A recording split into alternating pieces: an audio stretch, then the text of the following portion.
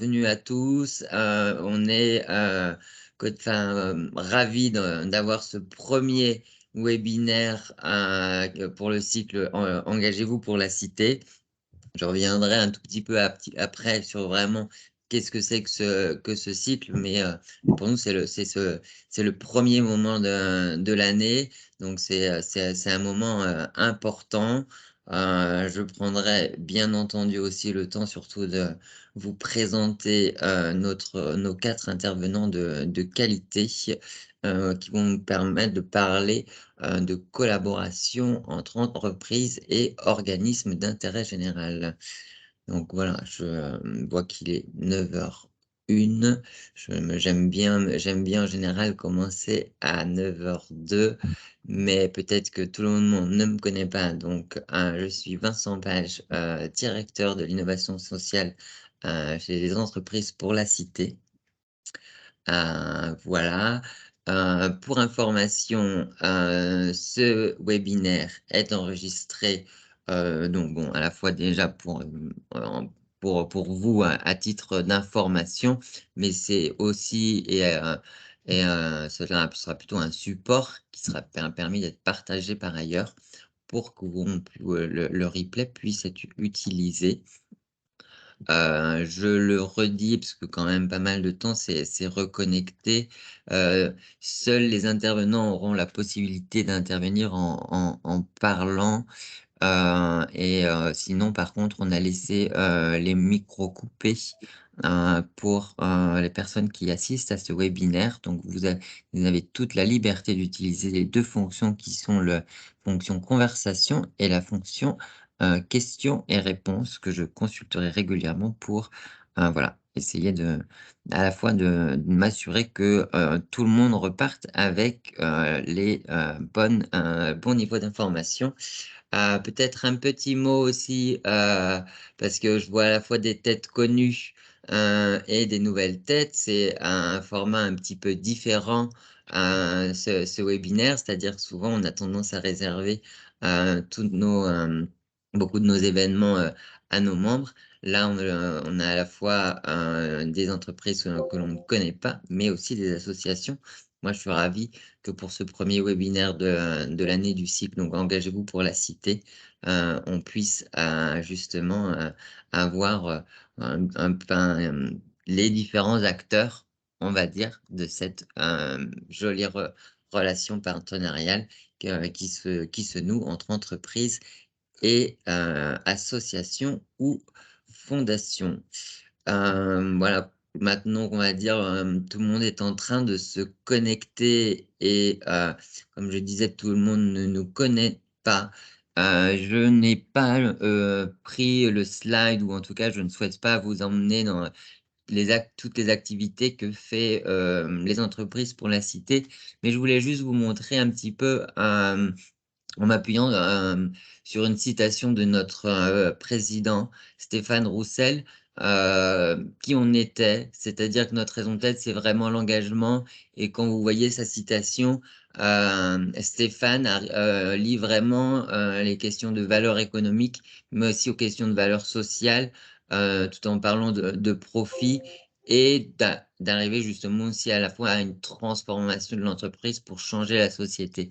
Et ça, c'est vraiment ce qui nous fait, vibrer, ce qui nous anime au quotidien, au sein de ce réseau qui, s'il y a aussi encore 2 autres mots à retenir sur ce slide, c'est vraiment les derniers, c'est le partage et la co-construction. Donc, peut-être simplement justement sur cette question de partage, eh bien, c'est de, montrer, mais très brièvement là, c'est un nouveau travail qui a été mené par une de nos collègues, c'est de, montrer maintenant aussi la diversité des entreprises, qui nous ont rejoints. C'est à peu près 130 entreprises, avec toute la même ambition, c'est d'aller plus loin sur ces questions d'engagement sociétal, mais après en travaillant sur des secteurs très, différents. Mais, on va dire l'envie, c'est toujours, cette question de l'engagement sociétal et le partage comme la co-construction. Ce qui m'amène à arriver un peu plus à justement pourquoi ce cycle Engagez-vous pour la cité. En fait, c'est un cycle qui a été, consolidé, en tout cas tout le contenu a été consolidé grâce à la contribution de 5 de nos membres qui sont en l'occurrence AXA, Accenture, la fondation Groupe ADP, la fondation Schneider Electric et KPMG. Voilà, c'était vraiment de se dire, on a déjà de l'expérience en termes d'engagement sociétal, on le fait peut-être différemment, mais déjà, ben, on a envie, d'avancer sur le sujet donc puisque ce sont c'est des sujets qui sont nouveaux, c'est important de continuer d'y réfléchir dessus donc c'est de ce fait qu'il y a eu un petit peu cette ambition de vouloir, le faire, au sein d'un réseau, tel que, les entreprises pour la cité. Et c'était aussi de se dire: «Mais, voilà, on a aussi, appris, on a avancé pour certains, certains dans certaines directions, certains dans d'autres» et bah, il est important, puisqu'on y croit tous à cet engagement sociétal et quand je dis tous, je on a 6 logos ici, mais comme vous avez vu, il y avait 500 entreprises, qui étaient citées avant. Je crois que tout le monde en tout cas, se l'ambition qui résonne autour de Entreprise pour la cité, c'est vraiment, l'engagement sociétal, ce qui fait qu'on a construit un cycle qui est donc ouvert à tous, qui n'est donc pas réservé que, aux membres, de les entreprises pour la cité. Donc ça, c'est, pour quelque chose d'un petit peu, nouveau pour nous. Et on l'a construit en, 5 temps. On va se re L'idée, c'est qu'on se retrouve 5 fois dans l'année, avec à chaque fois un webinaire. En l'occurrence, là, c'est, le premier de l'année et un dossier.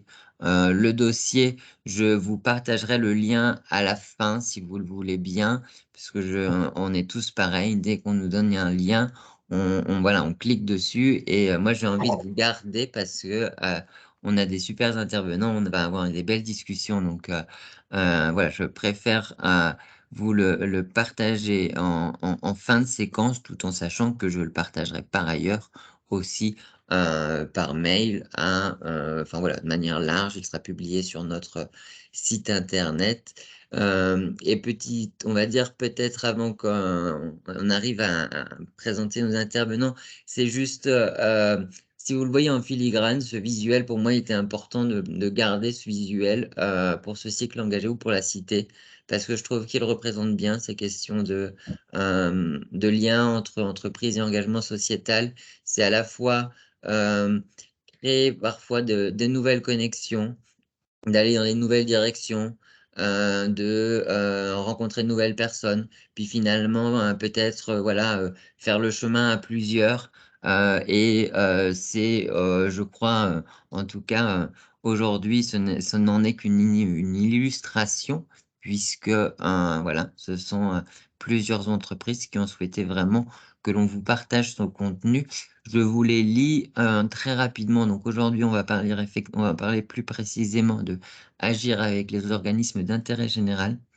En mai, on parlera plutôt de comment impliquer ses collaborateurs dans sa stratégie d'engagement. En juillet, là, ce sera plutôt sur les enjeux de, lien avec les parties prenantes, et son écosystème. Après l'été, là, ce sera plutôt comment on collabore avec, les entrepreneurs sociaux. Ça, c'est, on va dire, c'est un sujet qui m'est, d'autant plus cher, on va dire, en tant que directeur d'innovation sociale, parce qu'il y a aussi des choses intéressantes à creuser sur ce sujet-là. Et le dernier qui sera donc fin novembre, où là, vraiment, on verra de manière structurelle, un petit peu comment tous ces sujets qu'on aura traités, qui sont somme toute parcellaires, hein, on n'est pas là en train de vous dire: «Ben voilà, c'est les 5 façons d'avancer sur l'engagement sociétal», mais c'est quand même l'envie, et l'ambition d'aider le plus grand nombre à, améliorer ses pratiques et se lancer dans des nouvelles façons de faire. Donc ça, c'est vraiment c'est important que pour ce premier webinaire, je prenne un petit peu, de temps pour vous parler de tout ça. Maintenant, place surtout à nos intervenants donc de qualité. Comme vous voyez, voilà, nous en avons 4, nous en aurons toujours 4. L'idée sur ces webinaires, c'est d'avoir 4 acteurs, donc qui travaillent bien sûr sur ces sujets et à dire qu'en quelque sorte, on aurait tendance à dire, 2 experts ou en tout cas 2 acteurs qui ont des regards sur le secteur et 2 plutôt personnes qui sont plutôt vraiment dans l'action et dans l'opérationnel. Ce qui fait que peut-être, chacun à votre tour et je vais peut-être commencer par Oriane, demander de te présenter très brièvement, puis après on ira plus dans l'échange. Bonjour à toutes et à tous. Donc, je suis Oriane Austin, je suis responsable de projet mécénat et engagement citoyen aux entreprises pour la cité. Et donc, j'accompagne les entreprises et des fondations dans leur stratégie et leurs actions. Bonjour à tous, donc moi c'est Arthur Gauthier, je suis professeur à l'ESSEC et je dirige la chaire philanthropie de l'ESSEC, dont la mission est de produire et diffuser des connaissances sur toutes les formes d'engagement, de financement privé pour l'intérêt général. Donc très heureux d'être avec vous ce matin. Bonjour à tous, je suis Angeline Alamy. Je suis en charge de la fondation Accenture au niveau France, Pays-Bas, Belgique, Benelux et Maurice. Et cela depuis 7 ans. Donc, bonjour, moi c'est Julie Martini, donc je suis responsable de la fondation Logirem. Donc, Logirem, c'est un bailleur social implanté dans le sud de la France, dont le siège social est à Marseille, donc assez local. Merci à tous pour vos présentations et comme vous avez vu, voilà, des parcours différents de qualité alors j'allais dire sur le sujet du mécénat. Moi, Oriane, j'ai justement, on a appelé ce webinaire Agir avec les organismes d'intérêt général, mais majoritairement, on parle de mécénat. Pourquoi cette distinction? Est-ce que tu peux nous rappeler un petit peu, voilà, qu'est-ce que c'est que le mécénat? Enfin, quel lien entre le titre et le mécénat, justement? Merci Vincent. Effectivement, dans le titre, on n'a pas explicitement marqué le mot mécénat. Pour autant, le mécénat, aujourd'hui, ça constitue un des principaux moyens d'agir en faveur de l'intérêt général quand on est une entreprise. Donc, c'est aussi pour ça, je pense que vous avez des fondations dans le panel, en tout cas des entreprises mécènes aujourd'hui. Mais bien sûr, il y a d'autres moyens d'agir pour l'intérêt général, mais le mécénat est souvent peut-être la forme la plus ancienne aussi de contribution à l'intérêt général. Le mécénat, du coup, peut-être pour ceux qui ne connaissent pas très bien, concrètement, c'est quoi? C'est un don d'une entreprise ou d'un particulier à une activité dite d'intérêt général. La définition juridique précise par ailleurs que c'est un don qui s'effectue sans contrepartie directe ou indirecte, c'est-à-dire que l'entreprise, en faisant un don, n'en attend pas un quelconque bénéfice en contrepartie. Concrètement, ce mécénat qui peut être fait, donc ce don, il peut se faire il peut prendre la forme en fait de 3 formes différentes. D'abord un don en argent, on appelle ça le mécénat numéraire. Donc concrètement, ce sont des dotations qui sont allouées par des entreprises, donc typiquement à des associations, des dotations qui peuvent être plus ou moins importantes. Également, il existe le mécénat en nature. Donc là, il s'agit plutôt de donner des produits, des marchandises, des denrées alimentaires, des produits textiles, par exemple, ou encore du matériel informatique. Et également, existe le mécénat de compétences. Donc là où l'entreprise va mettre à disposition les compétences de ses salariés au profit d'une structure d'intérêt général. Les domaines qui sont concernés finalement par le mécénat sont assez variés, c'est-à-dire que les dons peuvent se faire au profit de structures qui vont agir aussi bien dans le domaine de la culture, le domaine social, éducatif, environnemental, le domaine du sport.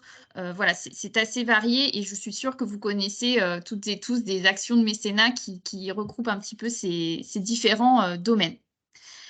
Et peut-être pour compléter la définition, puisque le mécénat, c'est pas seulement un don, c'est aussi un dispositif fiscal incitatif, en tout cas en France, donc qui est institué dans l'article 238 bis du Code général des impôts pour ceux qui veulent s'y référer. Le mécénat donc donne droit à une réduction d'impôt de 60% du montant du don pour un montant de don inférieur ou égal à 2 millions d'euros et 40% pour un don supérieur à 2 millions d'euros annuels. Cette réduction d'impôt s'élève à 75% pour des organismes bénéficiaires de la loi Coluche, donc typiquement des associations comme les Restos du Cœur, par exemple, qui luttent contre la précarité. Et ce qui est important de souligner quand même, parce que c'est un dispositif fiscal qui est incitatif, c'est que quand même le législateur, en tout cas, a mis également des plafonds pour cette réduction d'impôt, donc dans la limite de 0,5% du chiffre d'affaires ou un plafond de 20 000 euros, notamment pour des PME qui auraient des chiffres d'affaires inférieurs. Donc, je le dis parce que c'est important de noter qu'effectivement, le mécénat aujourd'hui a plutôt vocation justement à ne pas concerner que les grandes entreprises, mais toute entreprise, quel que soit leur statut, quelle que soit leur implantation géographique, quel que soit leur fonctionnement aussi, ou encore leur secteur d'activité. Et donc ça, c'est vraiment... Voilà, pardon. Vas-y, Vincent. Non, merci beaucoup. C'était beaucoup d'informations, beaucoup de contenu qui, effectivement, était nécessaire vraiment de poser, voilà, pour quand maintenant, on comprend mieux pourquoi le mot mécénat est effectivement tout de suite lié quand on parle de collaboration entre entreprises et organismes d'intérêt général. Pas d'inquiétude, si vous n'avez pas retenu tous les chiffres, vous les aurez soit dans le replay ou soit bien sûr dans le dossier qui vous sont transmis. Mais voilà, on avait envie quand même de commencer un petit peu par vous transmettre ce contenu. Certes, pas le plus agréable pour commencer le matin, mais pour au moins voir les bases. Et puis pour du coup inviter maintenant Arthur peut-être à nous parler un petit peu des évolutions, toi qui a un regard justement et qui à la fois lit et écrit sur le mécénat, un peu quelles sont les évolutions du mécénat d'hier à aujourd'hui, puisqu'on a quand même vu qu'il était très organisé. Le législateur a vraiment voulu se concentrer notamment sur l'aspect fiscaux. Donc, c'est pas d'aujourd'hui que tout ça s'est mis en place. Donc, il y a bien dû y avoir des évolutions intéressantes en la matière. Oui, merci Vincent. Donc, rebonjour à toutes et à tous. Je voulais simplement rappeler que donc, le terme mécénat renvoie en fait à une histoire très ancienne, puisque les premiers mécènes, ce sont des personnes physiques, les protecteurs des arts et des lettres dans l'Antiquité, puis les personnes qui ont aussi protégé, encouragé des artistes, financé des œuvres d'art. Donc on a cette première racine du mot mécénat. On a aussi en parallèle tout ce qui a été fait depuis le Moyen-Âge par les congrégations pour développer ce qu'on appelle les organisations caritatives, qui sont les ancêtres par exemple de nos hôpitaux, de nos orphelinats. Et finalement, il faut attendre le 19e siècle pour que l'entreprise, en tant qu'entité de production de biens et de services, apparaisse, et donc que le mécénat d'entreprise voit ses premières ancêtres voir le jour. On peut penser à ce qu'on appelait à l'époque le paternalisme industriel. Ce sont donc plutôt des chefs d'entreprise qui vont directement financer des projets, par exemple des crèches pour les enfants des ouvriers, des écoles, des maisons de soins, pour améliorer finalement les conditions de vie de leurs ouvriers. Et donc au départ, c'est plutôt une relation paternaliste entre le chef d'entreprise et ses ouvriers. Et il faut vraiment attendre finalement le XXe siècle, et notamment la fin des années 70, pour qu'on découvre que les entreprises modernes ont en fait une vocation de s'impliquer pour l'intérêt général ou pour le bien commun. Jusqu'à présent, on va dire dans la France de l'après-guerre, on avait considéré que le rôle de l'entreprise était surtout de créer des emplois, de payer ses impôts et de vendre des biens et des services, d'améliorer finalement l'accès aux consommateurs de biens et de services. Et en fait, c'est à partir des années 70 qu'on a commencé à se dire, mais est-ce que le rôle de l'entreprise s'arrête là? Il y a finalement un changement de paradigme qui arrive à cette époque-là, où on s'est dit, le rôle de l'entreprise n'est peut-être pas seulement celui de faire de l'activité économique, et peut-être que l'entreprise a quelque chose à dire ou à faire en plus pour la société. C'est aussi une époque où on voit émerger le mécénat culturel des grandes entreprises. C'est plutôt cette forme-là, en écho justement aux mécènes de l'Antiquité. Les premières formes de mécénat d'entreprises modernes, ce sont des soutiens à des expositions d'art, à des artistes. Mais donc le mécénat tel qu'il se développe en France dans notre époque, c'est plutôt un mécénat donc, culturel dans les années 80, surtout fait par des grands groupes, des grandes entreprises. On a vu dans votre liste de membres des entreprises pour la cité, pas mal de banques. Effectivement, à l'époque, ce sont surtout des banques et aussi des multinationales, notamment des entreprises américaines qui s'implantent en France. Je pense par exemple à IBM, Hewlett Packard dans l'informatique, qui était très active sur le mécénat dans les années 80. C'est un mécénat donc, qui va plutôt répondre à des enjeux de communication corporate, de réputation de l'entreprise, et qui va se concentrer surtout sur la culture. C'est aussi à cette époque-là que des organisations comme Admical et les entreprises pour la cité sont créées pour encourager les chefs d'entreprise à faire du mécénat et à dialoguer avec les services de l'État pour éventuellement faciliter, encourager ce mécénat. Il faut rappeler qu'à l'époque, les premières incitations fiscales pour le mécénat datent, je crois, de 1982 et elles étaient très minimes. Elles n'avaient rien à voir avec le taux de 60% qu'a évoqué Oriane tout à l'heure. Et donc, je dirais que les évolutions marquantes, si on va assez vite, c'est finalement entre les années 80 et aujourd'hui, donc si on zoome sur les 40 ans d'accélération du mécénat d'entreprise, on voit plusieurs choses. D'abord, le profil des entreprises a changé. Ce n'est plus seulement quelques grandes banques et multinationales étrangères qui arrivent en France, ce sont globalement aujourd'hui tous les secteurs d'activité et de plus en plus les ETI, les PME qui s'emparent du sujet. En fait, les entreprises du CAC 40, on va dire, pour faire court, ont été un peu les premières à structurer leur mécénat, à créer des fondations dans les années 90. Aujourd'hui, elles ont toutes leurs fondations quasiment. Et c'est plutôt aujourd'hui les ETI, les PME qui prennent le relais pour développer de nouvelles initiatives. On a un changement aussi dans la structuration. Au départ, le mécénat, c'était souvent un chèque, un don discrétionnaire qui était fait par soit le dirigeant d'entreprise lui-même, soit je dirais un responsable de mécénat qui gravitait autour du dirigeant. Aujourd'hui, beaucoup d'entreprises structurent leur mécénat sous forme de programme qui peut généralement prendre la forme d'une structure juridique ad hoc, une fondation ou un fonds de dotation, voire une fondation abritée. Et puis, je pense que les formes aussi, les domaines couverts sont très variés. On n'a plus seulement la culture. Aujourd'hui, tous les pans de l'intérêt général sont couverts, de la santé, de l'éducation, de la recherche. On a tous les domaines qui sont représentés, avec aussi des modalités de dons qui diffèrent. On n'a plus seulement un don ponctuel, on a des programmes de partenariat très variés, qui parfois sont un peu hybrides et qui quittent le domaine stricto sensu du mécénat au sens des bornes fiscales qu'a rappelé Oriane.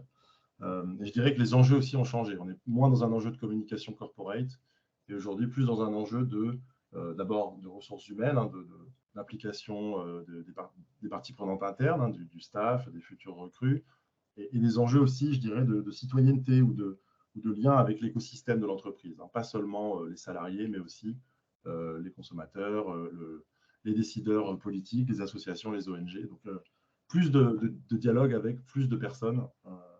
C'est une évolution aussi intéressante. Je vais juste terminer en disant que depuis on va dire une décennie ou peut-être 15 ans, on a quand même des formes d'engagement, et les entreprises pour la cité en témoignent, plus variées en fait. Le mécénat a été peut-être la première forme d'engagement de l'entreprise dans la société, au-delà de ses fonctions traditionnelles de création d'emplois, de création de valeur et de produits et de services.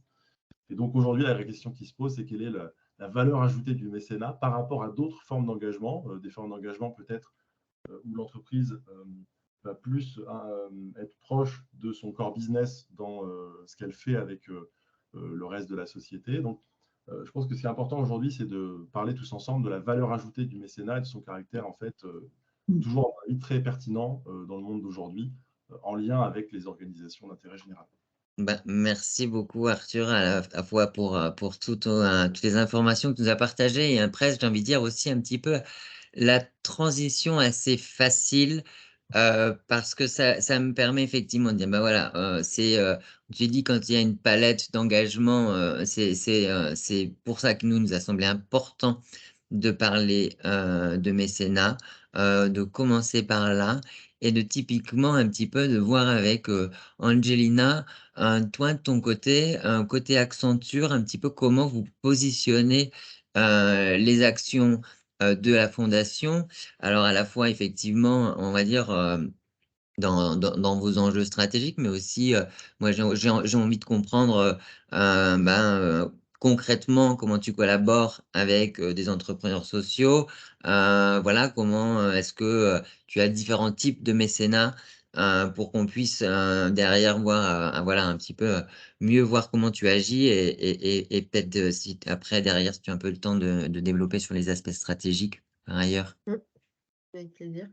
Bonjour à toutes et tous. Alors là, comme on est entouré d'experts, en fait, le mécénat, effectivement, chez nous est opéré par la fondation que je représente. On fait du mécénat financier classiquement. Et on fait, et ça c'est notre cœur d'activité du mécénat de compétences, qui n'est pas, on va dire stricto sensu porté par la fondation, mais par Accenture elle-même. In fine, tout est opéré par la fondation, mais voilà. Donc, côté Accenture étant une entreprise de conseil, notre cœur de réacteur, c'est le mécénat de compétences. Le mécénat financier vient en coup de pouce, qui peut être costaud, c'est pas le sujet du montant, mais en coup de pouce si on opère en mécénat de compétences. Parce qu'on estime que c'est, étant une boîte de conseil, que c'est en mécénat de compétences, en mode réaliser des missions de conseil pour des associations, qu'on a le plus d'impact. Donc ça, c'était le petit flash un peu technique, on va dire. En mécénat de compétences, donc l'objet de notre fondation et donc de l'engagement sociétal au sens large d'Accenture, c'est accompagner des personnes vers l'éducation et l'emploi, personnes qui en sont éloignées, grâce, là je vous dis le pitch, mais ça résume un peu tout, à l'expertise notamment technologique des collaborateurs, donc ce qui remet vraiment le mécénat de compétences au centre de toutes nos actions. On fait à peu près 7000 jours de mécénat de compétences, ce qui est bien depuis plus de 10 ans.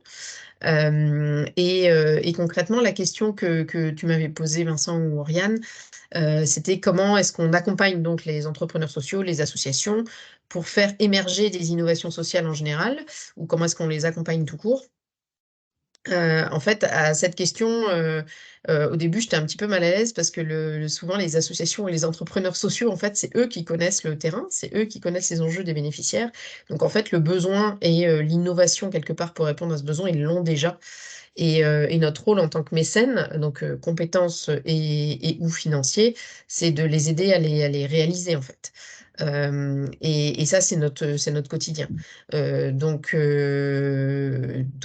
côté Fondation Accenture, au quotidien, des assos nous remontent des besoins, des idées, et ils n'ont pas forcément les moyens et le temps de les réaliser. Donc nous, on met à disposition des collaborateurs pendant plusieurs semaines, mois, parfois années, pour déployer une innovation. Pour illustrer un petit peu ces cas-là, par exemple, Accenture a accompagné Territoire Zéro Chômeur de longue durée et continue de les accompagner depuis plusieurs années. Là, c'était un mécénat de compétences très, très intégré dans le sens où on avait un senior Accenture qui opérait une des entreprises à but d'emploi pendant plusieurs années à temps plein en mécénat de compétences. Donc là, clairement, Territoire Zéro Chômeur, pas besoin de le présenter, c'est une innovation sociale assez bluffante, entre guillemets, pour éradiquer le chômage de longue durée. Et là, nous, on s'est positionné comme expert pour les aider à déployer cette innovation sur un territoire en particulier. Après, pour donner un autre exemple, parce que Accenture étant une boîte technologique, on accompagne beaucoup les associations sur la technologie. On a accompagné également LinkedOut d'Entourage pour leur développer la super innovation sociale qu'ils avaient en tête, à savoir donner du réseau à ceux qui n'en ont pas, donc des personnes en sortie de rue, sur le point de retrouver un emploi, pour qui le réseau, s'ils ne l'ont pas, le réseau professionnel ou personnel, est encore plus critique. Donc là, on leur a développé LinkedOut pour permettre aujourd'hui à près de 200 personnes d'avoir retrouvé un emploi grâce à cette plateforme. Et dernière chose aussi, et là on a un cas un peu plus récent encore, avec le Bon Samaritain. Alors là, vous allez me dire, on sort de la case emploi, mais l'innovation sociale, c'est pas que de l'emploi, donc on s'autorise quand même à faire 20% d'actions qui ne sont pas liées à notre objet direct, on va dire. Dernièrement, en ce moment, on accompagne le Bon Samaritain. Si je le résume, s'ils étaient là, ils diraient que je pitche mal et ils auraient bien raison. En fait, c'est un ancien urgentiste qui a monté cette association, partant du constat qu'une personne qui a un malaise cardiaque ou d'autres urgences vitales dans la rue pourrait être sauvée si une personne connaissant les gestes de premier secours de base pouvait intervenir dans les moins de 10 minutes. Et donc, ils ont développé une plateforme qui propose aux pompiers, qui sont les utilisateurs de cette plateforme, qui peuvent donc activer en cas d'alerte le réseau des bons samaritains pour voir si une personne peut arriver avant eux sur place. Et donc là, clairement, on a fait toute une opération de terrain, de design, comme on dit, pour challenger le besoin d'expérience utilisateur. Et en fait, on est en train d'aider le Bon Samaritain à faire pivoter un peu leur modèle en fonction de toute la tournée des casernes que des collaborateurs ont pu faire pendant plusieurs semaines. Donc là, pour moi, c'est notre rôle. C'est dans le dernier cas, le Bon Samaritain vient avec un besoin, une innovation sociale, et nous, on est là soit pour les aider à la challenger s'ils sont demandeurs en fonction des besoins de terrain, et ça, on le fait de plus en plus. Donc c'est une innovation de service, on va dire, soit pour les aider à la développer, comme dans les deux exemples que j'ai cités. Le dernier point que je voulais dire simplement, c'était, donc là, nous, on est là pour accompagner encore une fois les assos ou les entrepreneurs sociaux à développer leurs innovations sociales. Pour des modèles encore plus aboutis, parfois on co-crée avec eux s'ils en sont demandeurs. Et par exemple, nous, c'est ce qu'on a fait avec l'initiative de notre joint venture social avec Ares il y a 6 ans, où en fait, Ares, donc entre groupe d'insertion, souhaitait développer une filière dans les métiers du numérique. Étant une entreprise du numérique, étant très engagée, on a voulu co-créer une entreprise d'insertion et adapter avec eux sur les métiers du numérique, qui a maintenant 6 ans, qui s'appelle Access. Et là, c'est vraiment une co-construction commune. Et là où l'innovation sociale, c'est l'insertion, adaptée à un nouveau secteur de métier. Le métier, pour le coup, mon entreprise le maîtrise. Pour autant, tout ce qui est sourcing de bénéficiaires, accompagnement social, etc., c'est pas notre cœur de métier. Donc là, c'est vraiment une innovation sociale vraiment commune.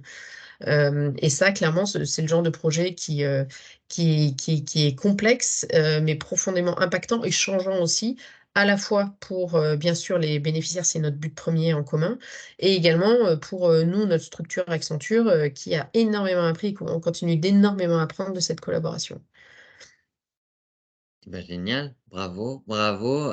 Merci Angelina pour, enfin voilà, être pas mal dans le concret. Je trouve que ça permet aussi à chacun de bien comprendre comment tu fais le lien entre ton entreprise, les innovations sociales et les besoins des associations. Et je pense que Julie, tu as peut-être une approche un petit peu différente. Tu as même déjà parlé, on est à Marseille, on est très local. Donc, je pense qu'il y a effectivement un petit peu, si toi tu peux nous dire plus, oui, voilà, à la fois comment tu rentres en contact et sélectionnes un peu les associations avec lesquelles vous vous engagez, et puis voilà, comment ça fait écho ces actions chez Logirem. Oui, du coup, en effet, moi j'avais précisé, donc déjà bonjour à tous, et donc nous, Logirem, déjà, on a une spécificité, c'est un bailleur social. Ce n'est pas une entreprise déjà comme une autre, puisqu'on a déjà une mission d'intérêt général du fait de loger des gens à revenus modestes. Donc ensuite, on a un plan. Logirem, c'est 20 000 logements sur le sud de la France, notamment Bouches-du-Rhône et Marseille.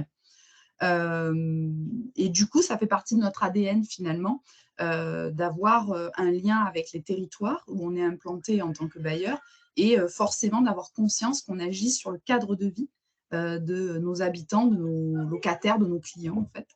Et du coup, la Fondation Logirem, elle existe depuis 1990. Je le souligne parce que pour un bailleur social, on est un peu les pionniers, voire les premiers. on a été assez visionnaire, mais c'était vraiment au départ pour sécuriser, et ce que disait Arthur au départ, un peu sanctuariser notre engagement financier et le flécher, avoir une visibilité sur ce qu'on faisait avec les associations des territoires. Et du coup, de fait de notre mission, pour répondre à ta question, Vincent, forcément, l'engagement, ça fait partie de notre culture, de notre ADN, de notre entreprise. Et notre connaissance du territoire fait qu'on est vraiment dans une approche très en proximité. Que ce soit voilà, avec les associations. On a la chance d'avoir des tissus associatifs très dynamiques sur Marseille et sa région. Et du coup, voilà, le lien se fait naturellement de par notre mission de la société fondatrice Logirem Bailleur Social. Et concrètement, voilà, on est dans de la redistribution de fonds, voilà, et après, c'est un classique, mais avec toujours ce lien qui doit impacter. Nous, on veut que ça impacte nos habitants, les territoires où on est implanté, agir sur le cadre de vie, parce que c'est notre mission, mais en faisant ce pas de côté. La Fondation Logirem, en fait, elle permet d'expérimenter, je reviens un peu sur ce que disait Angelina aussi, c'est de pouvoir donner le coup de pouce à des structures associatives qui sont demandeuses, qui n'ont pas forcément les moyens, qui ont les idées et la connaissance du territoire pour faire émerger des initiatives. Donc nous, on est plutôt aussi sur l'égalité des chances, sur l'éducation, l'accès à la culture aussi. Voilà, on a des objectifs, des orientations assez larges, mais voilà, on a volonté d'agir au plus près des acteurs du terrain et les partenaires publics aussi. Hein, du fait qu'on est un bailleur social, on est en lien avec les politiques publiques. Voilà, je ne sais pas si ça répond bien à la question, si c'est assez concret, mais voilà, nous, on est vraiment en lien avec nos associations partenaires de proximité, quoi. Moi, je crois que c'est déjà, si, enfin, ça répond pleinement à la question. Et surtout, le plus important, moi, ce qui nous semblait important, c'était d'avoir à la fois vraiment du contenu, de quoi on parle, et surtout après, de comment on le fait.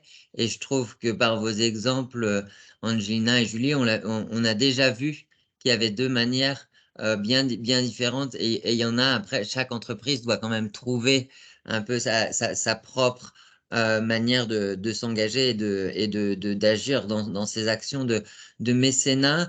Là, on arrive un petit peu à un moment où justement, moi, c'était important que de vous donner la parole à chacun de vous quatre. N'hésitez pas, si dans l'audience il y a des questions ou des commentaires qui vous viennent, à les mettre soit dans la partie conversation, soit dans la partie questions et réponses. Moi, j'en ai plein, hein, donc vous inquiétez, si jamais vous vous sentez pas encore à l'aise, ou je peux lancer la première, parce que parfois la première elle est pas facile à arriver, et derrière mais voilà, ça vraiment, moi ça me semblait important qu'on comprenne bien un petit peu là, les angles de ces quatre organisations sur les actions de mécénat. Maintenant, je crois qu'on est aussi, comme tu l'as dit, Angelina, des experts du sujet, alors à des niveaux différents, mais avec des regards différents. Moi, déjà presque, c'est un commentaire, j'ai envie de souligner, c'est que je trouve qu'aujourd'hui, on entend beaucoup plus les entreprises et les fondations être beaucoup plus en connexion avec les associations. Et presque, je crois que ça va me permettre de faire un peu une transition avec une question pour Arthur, mais c'est que j'ai aussi l'impression que maintenant, on n'est plus tout à fait sur les mêmes enjeux de stratégie quand même, sur le mécénat, où tu l'as dit peut-être avant, qui était culturel, sur des expositions. Là, moi, j'entends parler de plus en plus de partenariats pluriannuels. Enfin,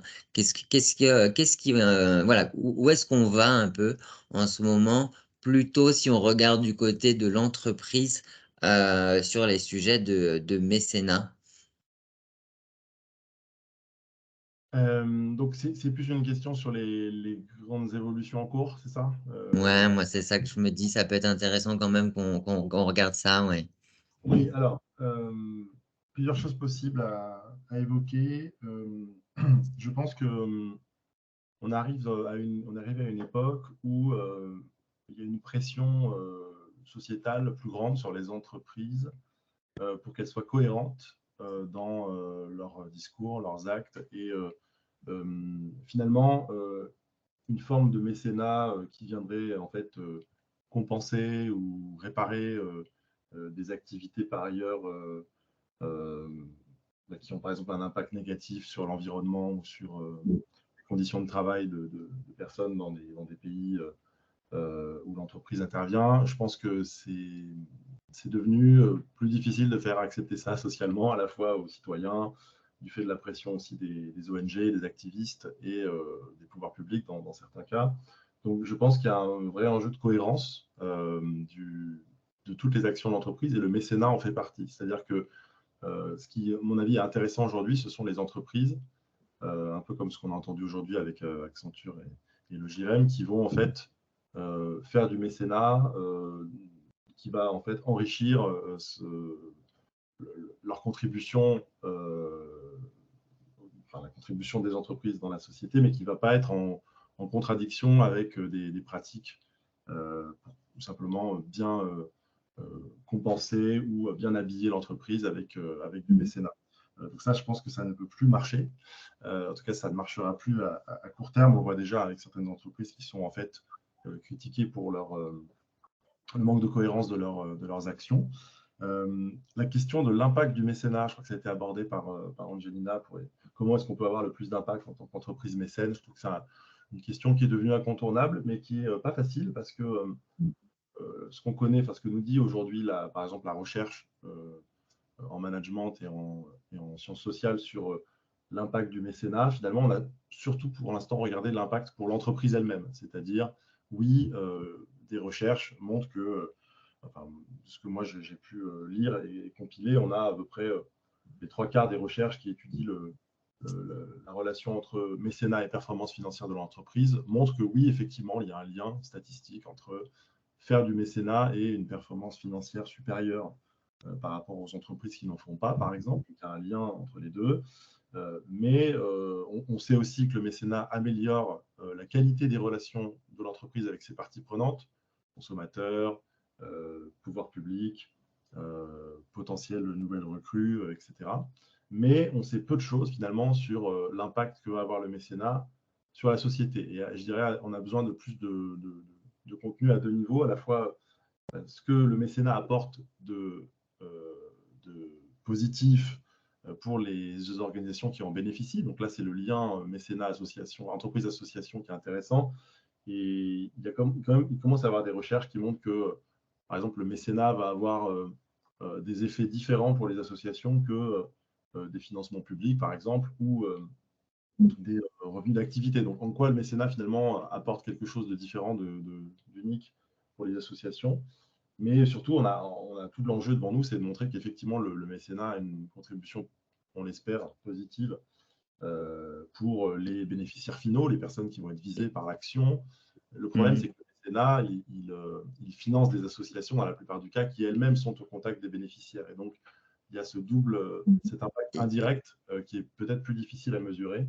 Et donc, ça, c'est un enjeu aussi, à mon avis, très, très important pour les entreprises. Et ils sont à fond là-dessus, généralement, pour essayer de... Et je trouve... Et si je peux me permettre, Arthur, en fait, j'ai envie de faire le lien avec la question de Laurine qui a posé en fait une question dans le chat. Et parce que ce qui est justement un petit peu sur est-ce qu'il y a des réflexions qui sont menées pour amener les associations et entrepreneurs sociaux à collaborer sur des projets communs pour favoriser la collaboration et non la compétition. Typiquement, j'ai envie de soulever cette question parce que de côté LEPC, je saurais répondre en disant nous, cette année, on va vouloir aider les entreprises à travailler sur du mécénat collectif. On sent qu'il y a une ambition et une envie de certaines entreprises de se retrouver pour aller sur des mêmes causes. Mais est-ce que, au même titre, il n'y a pas cette question aussi parfois d'une compétition, comme c'est le mot qu'emploie Laurine? Comment est-ce que vous vous faites, je ne sais pas, Angelina, Julie, comment on fait? On a deux superbes associations, elles font la même chose. Est-ce qu'on se dit, on en aide qu'une, ou est-ce qu'on essaie de les faire collaborer? Est-ce que vous avez déjà été confronté un peu à ce genre de situation? Moi, je trouve que c'est une question qui est intéressante et je ne sais pas si c'est la question piège ou pas. Dites-moi. Alors moi, je veux bien apporter un élément de réponse, Angelina, si tu veux bien. Voilà. Du coup, nous, forcément, du fait de notre objet et de ce qu'on traite dans notre quotidien, forcément, on est amené à travailler en co-construction avec différents partenaires et différentes associations, et voire même d'autres bailleurs sociaux. C'est pas du tout... il n'y a pas une compétition, puisque il ne faut pas perdre de vue l'objectif final d'avoir un impact pour les bénéficiaires, nos habitants, les gens. J'ai envie de dire voilà, que ce sont des personnes qui vont bénéficier d'une action par l'intermédiaire d'une association. Après, oui, forcément, comme il y a un enjeu d'image, il y a des choses qui sont liées en tant que ce soit l'association par rapport à capter des fonds aussi, faut le dire, que du coup, ça peut être une concurrence, on va dire, mais généralement, c'est des milieux où, en tout cas, nous, ce que je perçois, moi, au quotidien, qui est plutôt dans la collaboration, plutôt que dans la compétition. Et peut-être en complément, aujourd'hui, la plupart des appels à projets que font les mécènes ou fondations d'entreprise demandent une réponse commune, avec des consortiums, des collaborations entre associations. Et je trouve ça vraiment très intéressant. Moi, mon seul truc, c'est attention de ne pas paraître condescendant, quoi. Les associations, et c'est encore plus vrai dans le monde associatif que dans le monde for profit, je dirais, elles s'occupent de personnes sur un territoire donné, sur un frein donné, sur une thématique donnée. Et moi, ça ne me choque pas, en fait, qu'il y ait pléthore d'associations en fonction de ça, en fait, en fonction du territoire ou du profil des personnes qu'elles adressent. Donc, oui, bien sûr, il faut jouer le jeu et les inciter à travailler entre elles. Moi, je suis convaincue qu'elles travaillent déjà entre elles au maximum de leur possible. Et réciproquement, à nous, comme on vient de se dire, aussi, côté mécènes et fondations, de collaborer entre nous, parce que c'est pas toujours facile non plus, quoi. Donc, et on voit bien que pour passer à l'échelle, il faut qu'on travaille en commun pour ne serait-ce que mutualiser nos fonds, donner à une association 20 000 € ou 5 fois 20 000 € si on a un consortium de 5 entreprises, c'est pas du tout le même impact pour l'association. Donc pour moi, la réciprocité est d'autant plus vraie. Et, effectivement, pour moi, ouais, un de mes mots, c'est attention en tant que mécène, de ne pas être condescendant sur ces sujets-là, quoi. C'est très juste. Je suis assez d'accord avec ce que tu viens de dire, Angelina. Juste, je rebondis aussi. Et en plus, c'est pas parce qu'on est une association, parce que nous, parfois, le regard entreprise, c'est très professionnel. Vous avez des associations qui sont très professionnelles, très structurées, même des petites structures. Et que du coup, voilà, j'abonde complètement dans ce que tu viens de dire. Et alors, moi j'ai presque envie de voir avec toi, Oriane, si tu voulais un peu qu'on parle de la question de Julie, qui en fait est plus sur est-ce qu'il n'y aurait pas un souci aujourd'hui que les entreprises soutiennent principalement de nouveaux projets et non des projets déjà en cours?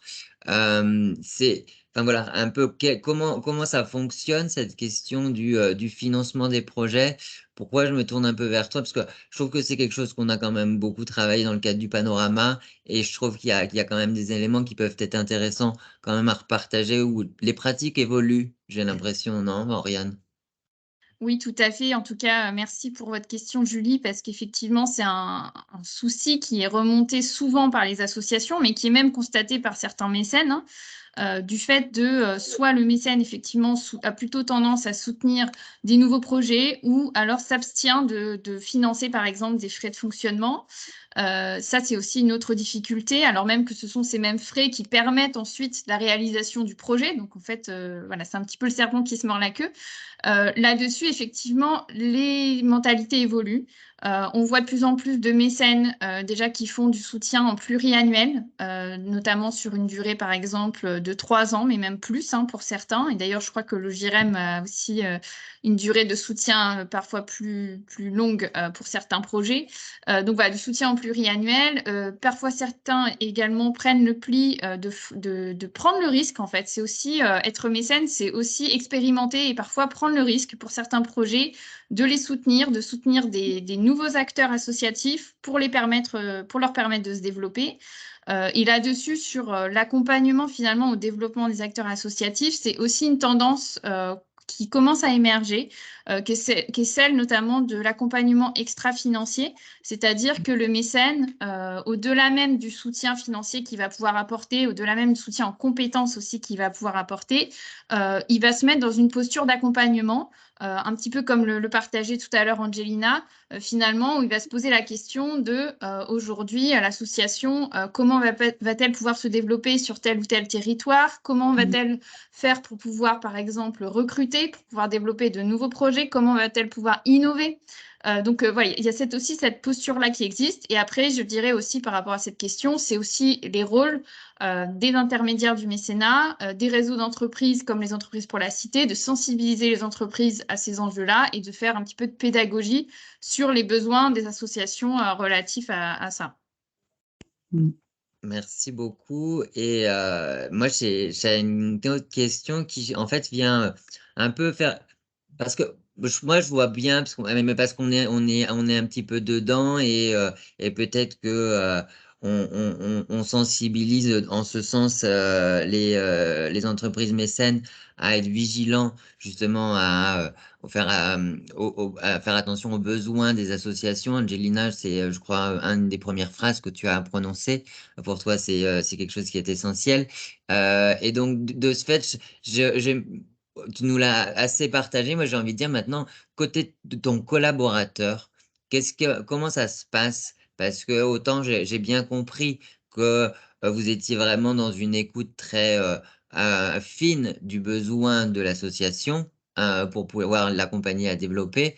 Mais voilà, un collaborateur qui, en général, peut-être travaille chez les grands clients, travaille pour une petite association, comment ça se passe? Quels sont un peu voilà, l'impact et la manière de travailler? Pour donner 2-3 anecdotes, généralement, un des premiers messages du collaborateur qui prend au début la mission comme une mission classique, c'est ah, l'association a reporté ma réunion parce qu'ils avaient une urgence avec un des bénéficiaires. Zut, je ne sais pas comment déployer mon cycle de réunion, mon cadrage, ce que vous voulez. Et donc déjà, ils se heurtent à une autre culture, à une autre culture de l'urgence qui n'est pas du tout la même. Donc il y a un choc culturel, vraiment, du côté des collaborateurs. Et ça, côté mécène ou fondation, ou programme de mécénat de compétences, il ne faut pas du tout le sous-estimer, quoi. Ce n'est pas le même univers. La deuxième remarque ensuite que font les collaborateurs un petit peu plus loin, c'est en fait, faut qu'on s'adapte en permanence. C'est effectivement un univers qu'on connaît moins. Il y a moins de moyens, mais en même temps plus de souplesse. Mais en même temps, dès lors qu'ils nous font une demande de besoin, c'est un peu la liste au Père Noël, quoi. Donc là, il faut aider à cadrer le besoin, encore plus que pour un client classique, j'ai envie de dire, avec tout le tact qui va bien, parce que on touche des sujets généralement vitaux ou d'intérêt général très prégnants. Et la troisième remarque, plutôt en fin de mission, que me font les collaborateurs, c'est ils m'ont dit merci. Non pas que les clients habituels ne disent pas merci, mais là, ils sont... En fait, les collaborateurs sont là, vraiment, ont toute conscience de leur impact, puisqu'ils sont vraiment au cœur de la machine de l'association, et l'association qui leur rend plus que bien, en fait, en les remerciant, en s'investissant énormément aussi, parce que le mécénat de compétences, et ça c'est important de l'avoir en tête, c'est un mécénat réciproque. L'investissement de l'association dans le mécénat de compétences est très important, ça peut être un cadeau empoisonné pour une association qui n'est pas prête. Parce qu'il y a énormément d'investissements humains. Donc, c'est vraiment un co-investissement quelque part, une innovation ou un projet qu'on mène en commun. Donc voilà, donc les collaborateurs, c'est vraiment en termes de compétences douces, transversales, soft skills, comme on dit, c'est très, très formateur. en termes d'adaptabilité, de souplesse, d'ouverture des chakras sur un autre monde, on va dire, et en termes de reconnaissance et de quête d'un autre sens, comme on dit, c'est extrêmement formateur.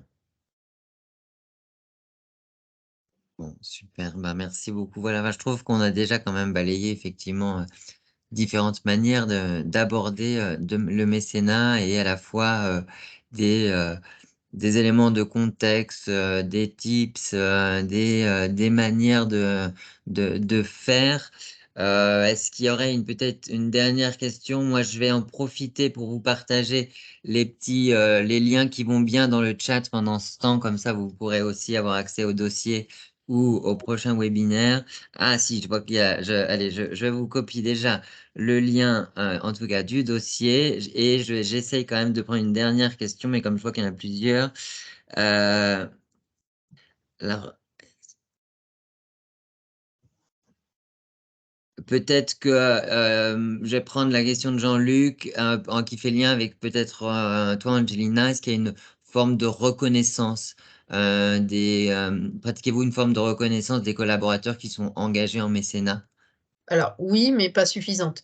Oui, alors on fait bien, c'est dans les process d'évaluation de la performance annuelle, les missions en mécénat de compétences sont évaluées comme une mission classique, ce qui est assez remarquable parce que c'est vraiment très très intégré. Ils ont une notation, une évaluation de la performance, ça remonte, etc. Donc la réponse est clairement oui. Et en plus, ils ont une reconnaissance aussi de visibilité parce qu'en interne, on parle beaucoup de leurs projets et ils sont extrêmement valorisés. Et nous, côté fondation, notre rôle, c'est aussi de faire connaître à la hiérarchie de la personne systématiquement, au-delà de la performance, le projet qui est mené et pour valoriser les personnes. Pour autant, c'est pas assez parce qu'il y a eu un sondage au niveau mondial qui a été organisé cette année, enfin juste l'été dernier, et c'est un des premiers critères que remontent les collaborateurs en disant qu'ils manquent de reconnaissance. Je ne sais pas si c'est spécifique au mécénat de compétences, je sais que c'est un sujet plutôt général, mais pour autant, je sais que c'est jamais suffisant. Donc, c'est justement quelque chose qu'on est en train de travailler avec les RH pour voir comment est-ce qu'on peut l'institutionnaliser encore plus. Très bien. Bon, bah, merci. J'en profite en même temps que je vous ai déjà mis le lien donc là, le dossier qui vous remettra tous les éléments. C'est des éléments assez factuels hein, qui sont véritablement pour bien comprendre les éléments que vous ont notamment partagés. Oriane, je vous mets le rendez-vous pour notre prochain rendez-vous qui est donc le 16 mai, où là, on ira encore plus loin justement sur la question de vraiment impliquer ses collaborateurs dans sa stratégie d'engagement. Là, on voulait quand même vous donner un premier, ce serait péjoratif de dire, mais j'ai le mot vernis qui m'est venu, un premier vernis, mais voilà, une première version de toutes les palettes et les capacités de la question du mécénat, parce que c'est quand même, vous avez vu, hein, Arthur, il nous a fait repartir très loin. On a parlé fiscalité, enfin et voilà, il y avait des éléments quand même à partager parce que c'est quand même un type d'engagement de l'entreprise qui est très ancré, très construit et qui nous semblait utile de vraiment vous partager dès le départ. On va avoir des sujets un petit peu plus prospectifs ou avec plus enfin voilà, d'exemples pour les prochains. Et c'est vrai que typiquement, je vois qu'il y a encore des questions qui arrivent. Enfin, quand tu interviens, Angelina, beaucoup sur justement le lien asso et entreprise sur le collaborateur, la place du collaborateur, tout ça.